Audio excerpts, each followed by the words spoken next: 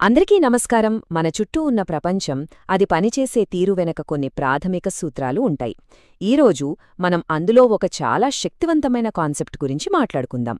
అదే తరంగాలు. సరే, ముందుగా ఒక ప్రశ్నతో మొదలుపెడదాం.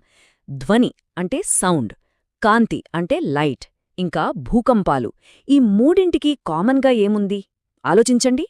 కాస్త వింతగా అనిపించొచ్చు, కానీ వీటన్నింటినీ కలిపే ఒకే ఒక్క విషయం తరంగాలు. అవును, ఈ ఫినామినా అన్నీ కూడా శక్తిని ఒకచోట నుండి మరోచోటికి తరంగాల రూపంలోనే తీసుకెళ్తాయి. అయితే రకరకాల తరంగాల గురించి తెలుసుకునే ముందు అసలు బేసిక్స్కి వెళ్దాం. తరంగమంటే ఏంటి? దాని వెనకున్న అసలు ఐడియా ఏంటి? దాన్ని అర్థం చేసుకోవడం చాలా ముఖ్యం. టెక్నికల్గా చెప్పాలంటే తరంగం అంటే ఒక మాధ్యమంలో అంటే మీడియంలో వచ్చే ఒక డిస్టర్బెన్స్.